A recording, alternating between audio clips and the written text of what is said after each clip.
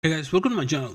And in this video, we are going to talk about something very interesting. Some interesting developments are taking place in the geopolitics.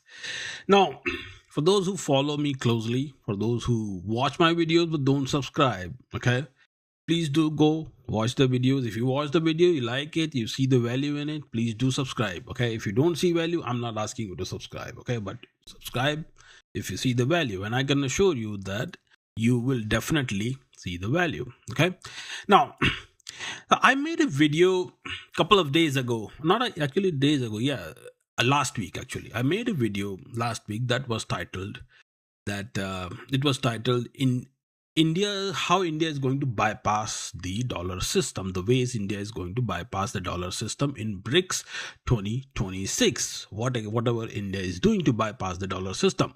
Okay, and in that video, I talked about, and I've been talking about not just this video, actually, I have been talking about what I'm going to say.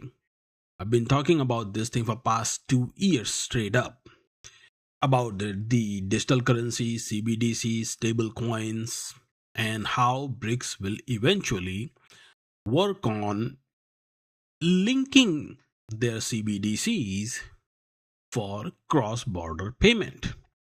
And sure enough, I made the video, and sure enough, today, actually, the news is out that India's Reserve Bank of India is making a recommendation for BRICS 2026 for the government of India that they should add the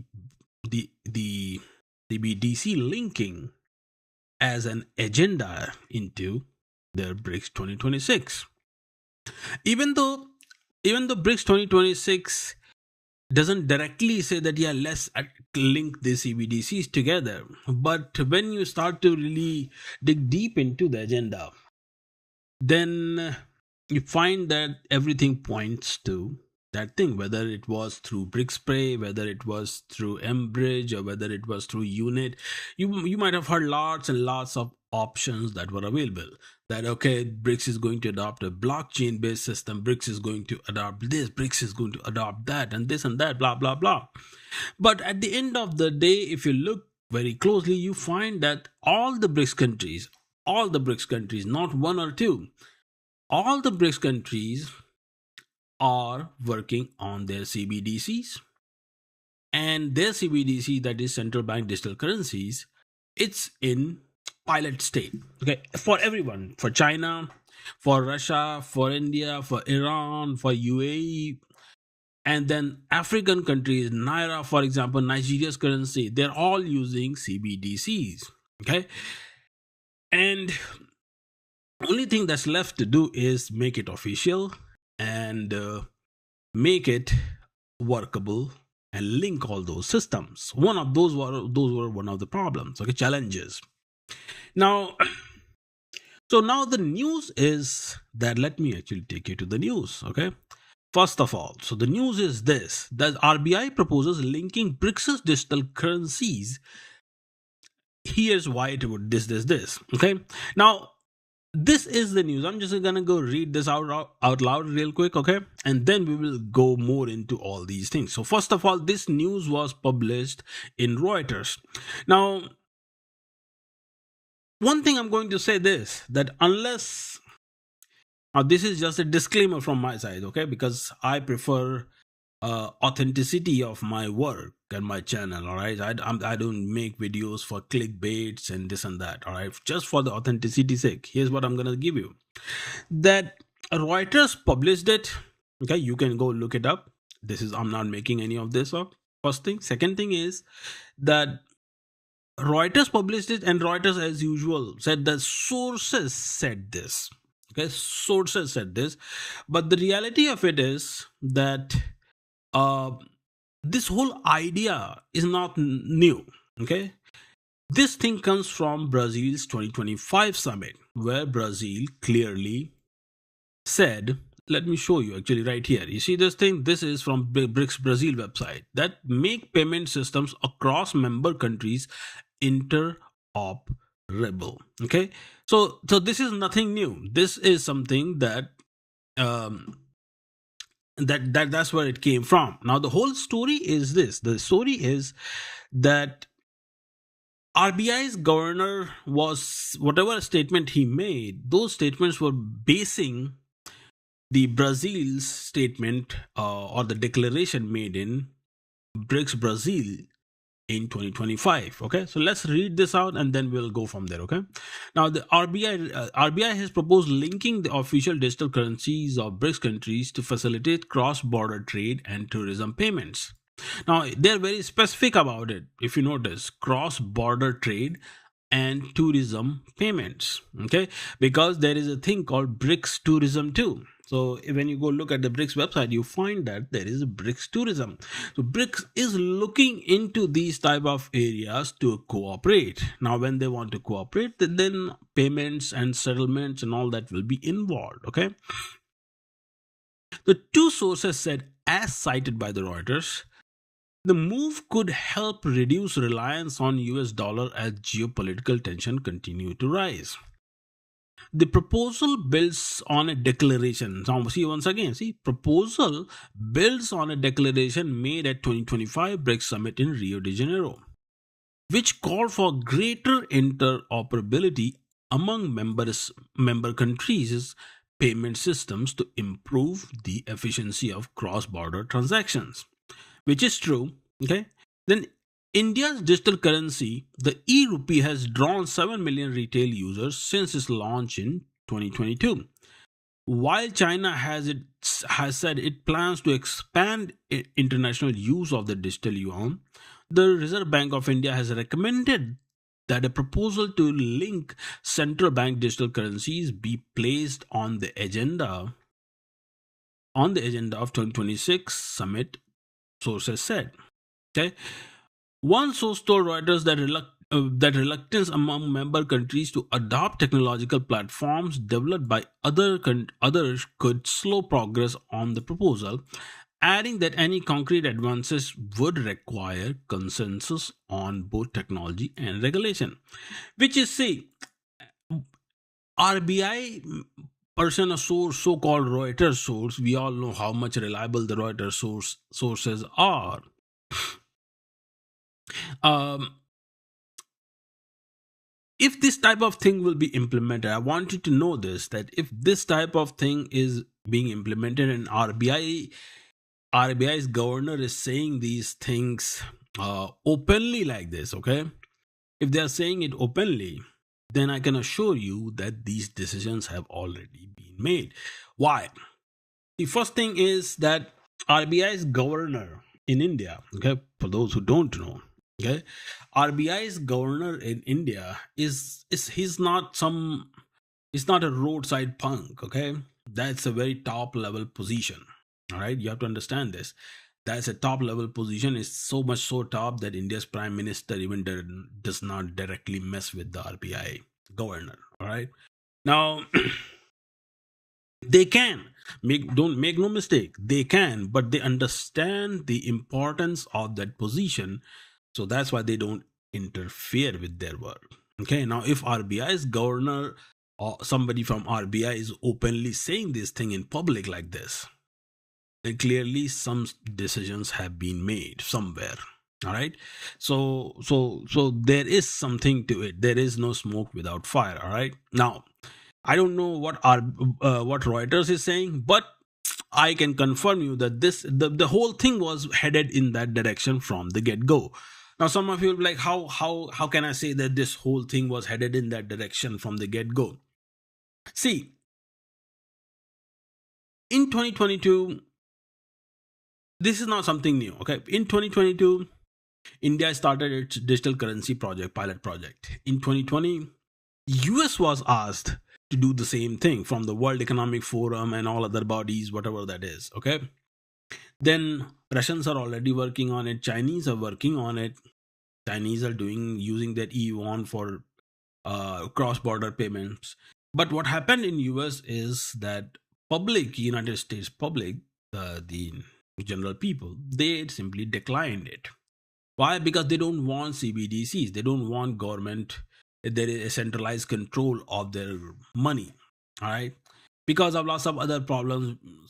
Why? Because the see in the American systems, lots of these American systems are, they look that they are independent of the political influence, but actually most of the political system in America is run by the corporate. All right, so if you say something, if you make some statement, some remark or something, then chances are that these banks may end up debanking you. Okay, so because of all that fear, CBDCs were rejected. But the real story of CBDC rejection behind the scene was the fear that if CBDCs are accepted by the United States, and considering that United States being leader in lots of things, at least in the past, I don't know about the situation right now. It looks like that they're not.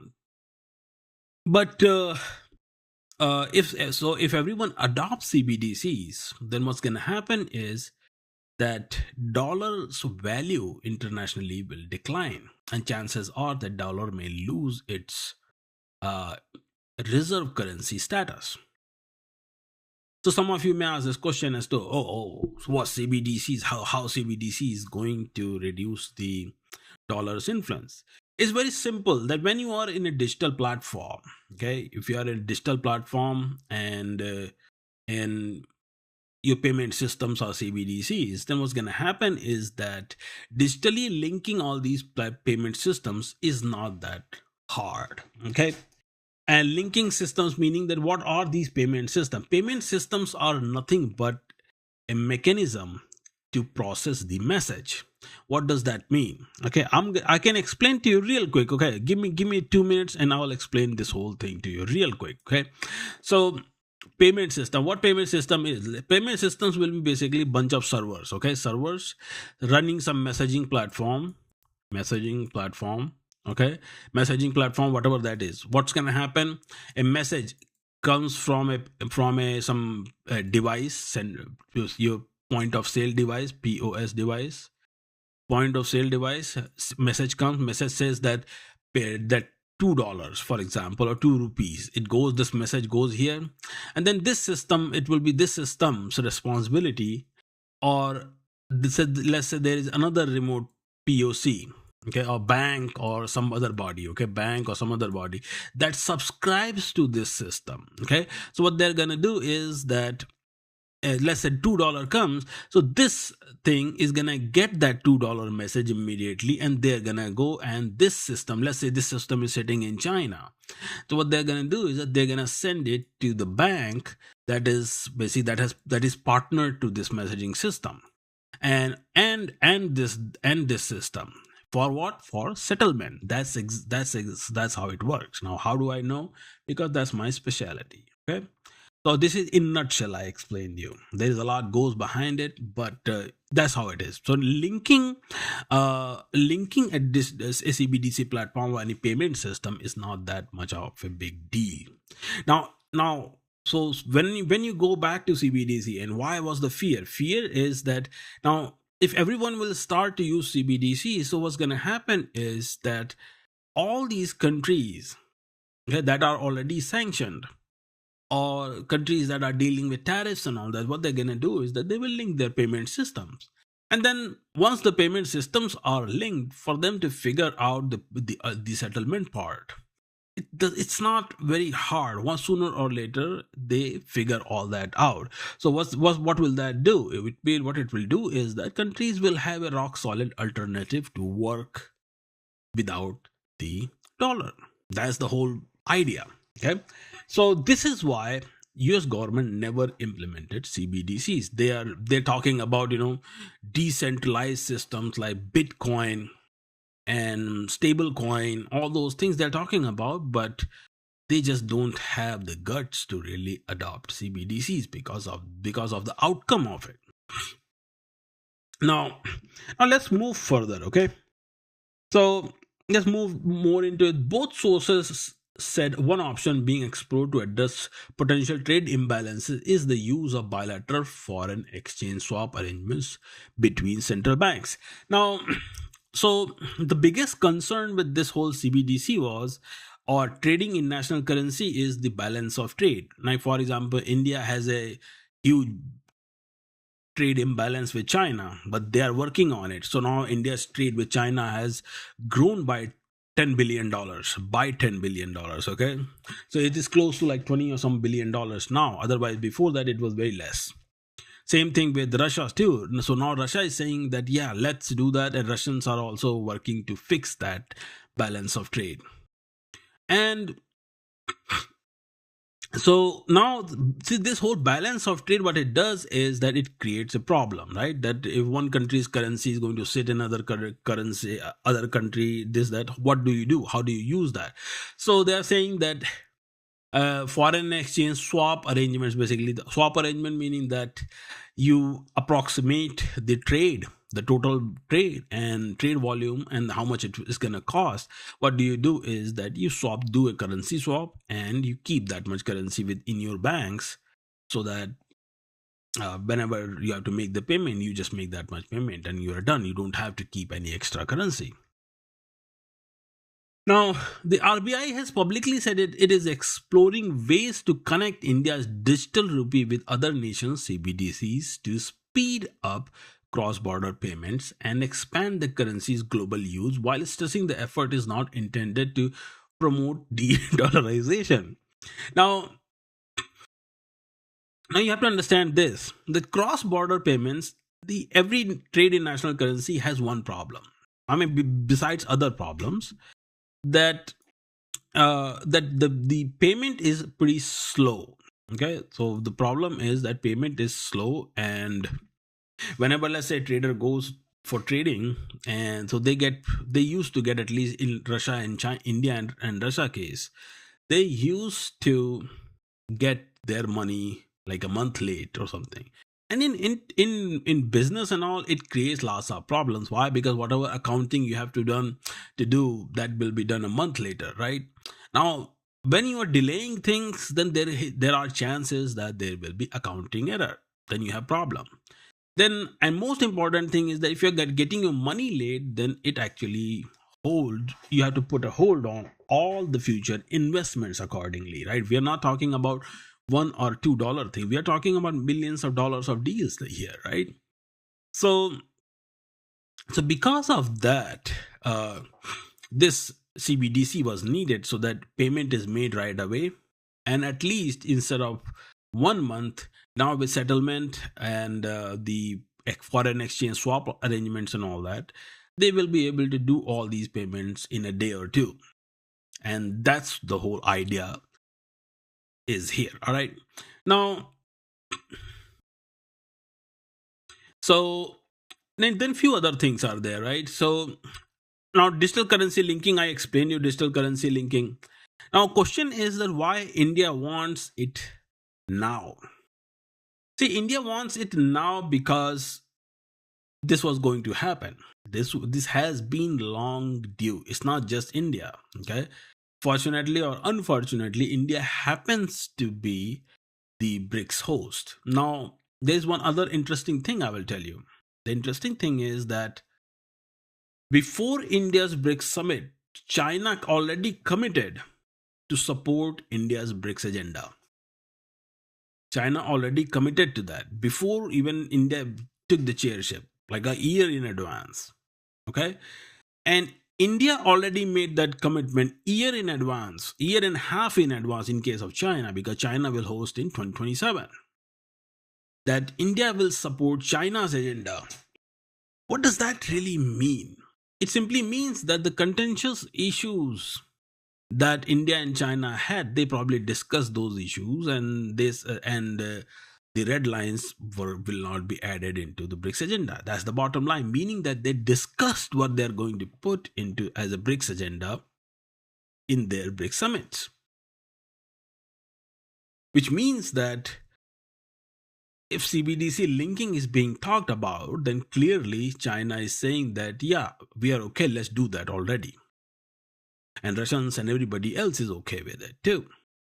So these things have already been decided. Now, so why India is doing this? See, at first, India's goal was this. Okay, I'll tell you. after the Russia-Ukraine war started in 2023, around that time frame, India was like, okay, we will ride this out. War will end sooner or later, and then we will work with the Americans, and we will make sure that we ride with the dollar. Okay, that was the whole idea. This is why, as soon as President Trump won the election, PM Modi actually he was in US in February to meet with with President Trump to discuss the business and all that. The whole talk was that they're going to take the trade to $500 billion.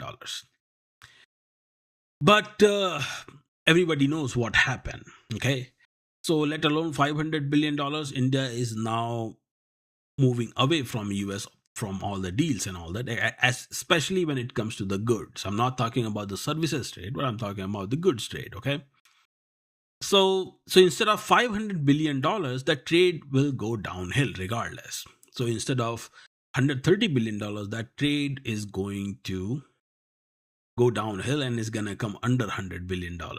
Okay, so forget about that. And now because that happened, so now India doesn't have to worry about, or India doesn't have to think about, trying to carry the dollar on its back for next 5-6 years or this and that.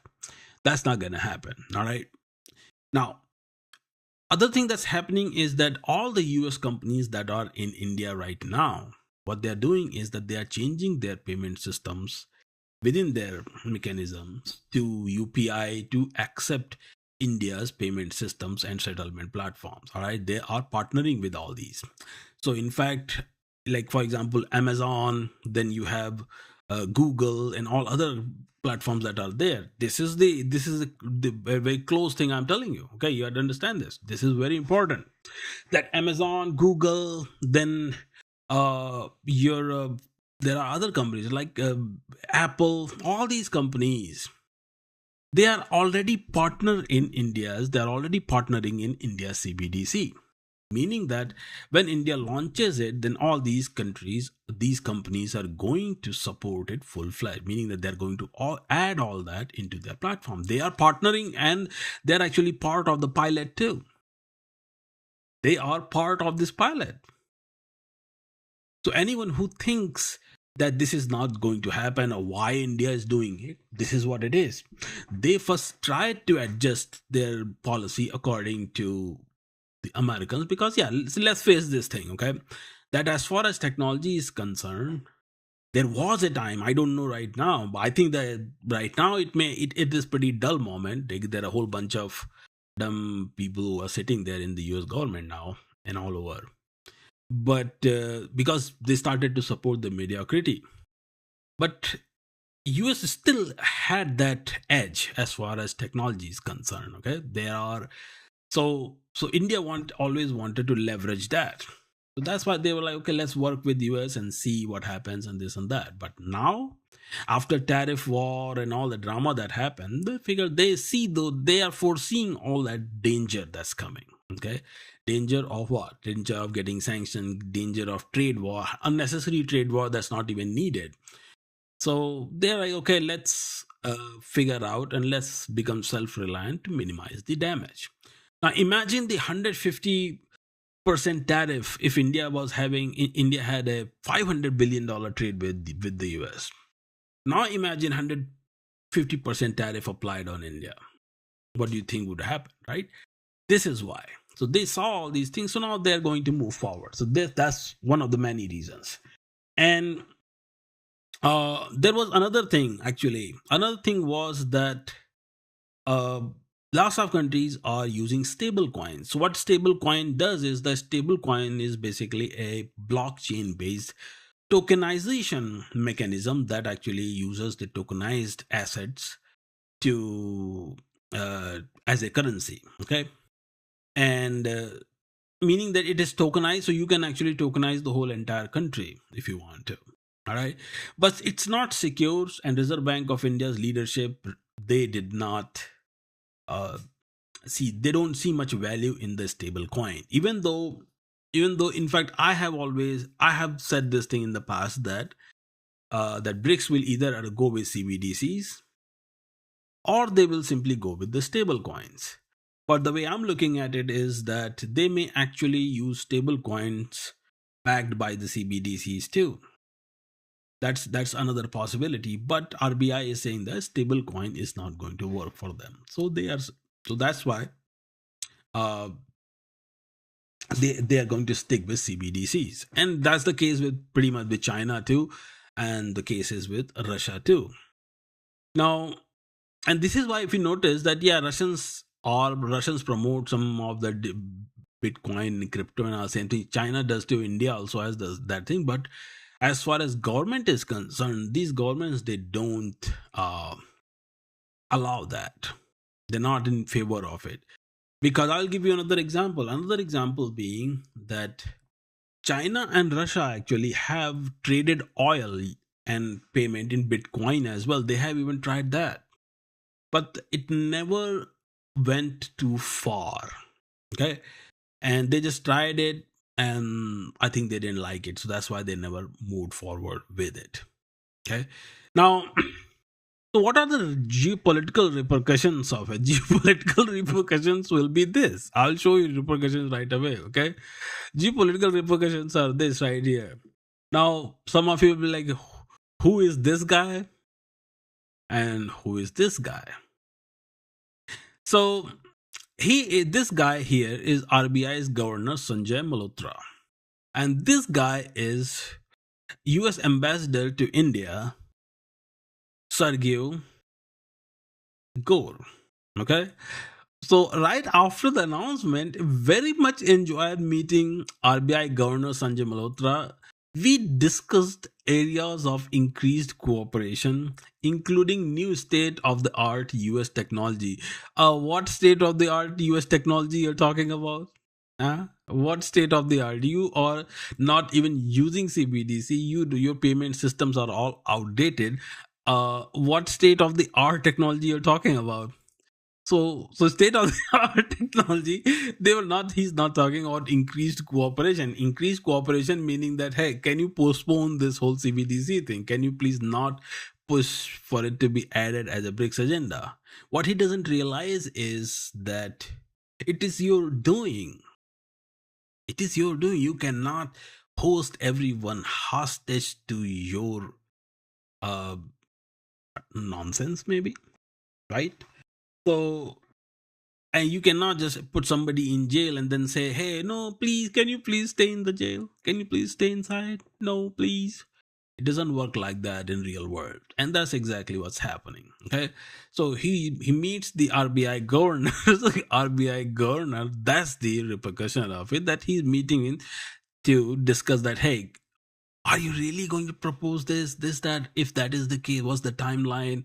Because they want to get the internal details. Now, they also know, America also knows at this point, US also knows that that ship has sailed, a ship of making threats has already sailed. So what you're going to do? You already had 50%, 100%, all those tariffs you already applied. Now, if you try anything else beyond this point, rupture will be irreparable. You cannot repair that thing. And lots of American companies, actually their entire business relies on Indian market. So if they think that they're gonna apply sanctions or something and walk away with it, believe me, the YouTube that we are using, that YouTube will shut down overnight, because just because of the number of users.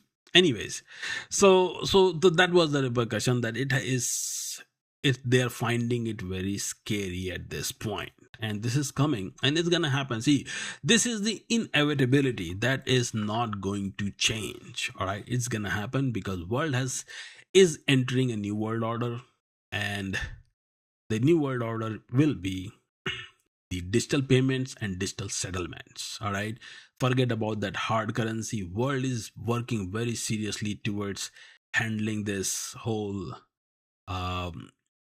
the terrorism, money laundering, the illegal trade. Lots of bad things happen because of the hard currency. All right, so so now the world is very seriously taking it, and it creates a rupture, or it disrupts the whole entire supply chain, and it hurts the global economy overall. Now, for example, I'll give a simple example, right? Just before I close, okay? The COVID. Look what happened in COVID. In COVID, I will tell you, there were people, and I'm not going to talk about which religion or which section of the society or whatever.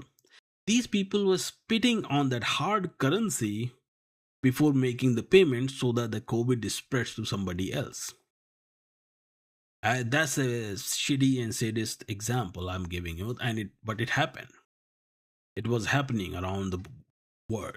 Now, also because of the hard currency, lots and lots of countries they simply lost lots of business because nobody was there to make the hard currency payment.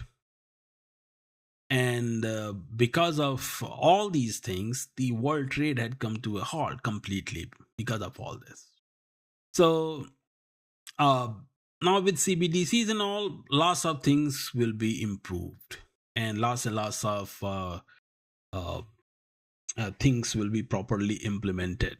So yeah, overall, that's just the way it is, and we are entering this thing, okay? And in next 4 to 5 years, by 2030, in fact, I think that by 2035, and 2035 is the line I have timeline that I have always given, simply because, and I'll tell you why. By 2035, what's gonna happen is that world will be dealing with the digital settlements, digital payments completely. Arctic trade route will open. Okay. Arctic trade route is gonna open. Indian Ocean region will become less important and less contentious for two reasons. Number one is that India is growing power over there. And second thing, it will become less important for China because of the Arctic route opens up. So polar Silk Road. Okay.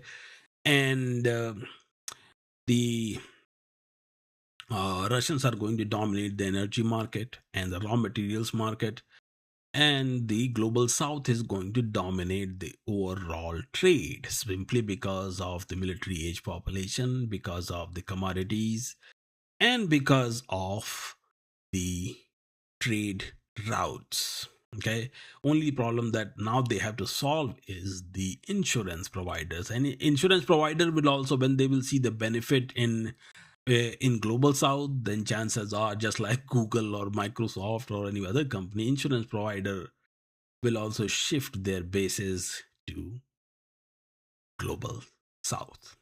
Okay, and then you will see the whole shadow fleet. Then actually global south will not operate the shadow fleet, it will be the west that will be operating the shadow fleet. Why? Because right now they have their fleets registered to these insurance companies, but after that you will see the term shadow fleet will be gone, and those shadow fleets, whatever that is, then global south is gonna start to play the same game that the global west was playing in the past. Just recently, like lots of Venezuela based oil tankers were seized and all that. So that's a different ball game, that's a different discussion, we'll talk about that some other time. But for now, this is it, ladies and gentlemen. And yes, this is it for this video. Please do like and subscribe, and I will talk to you guys in another video. Take care.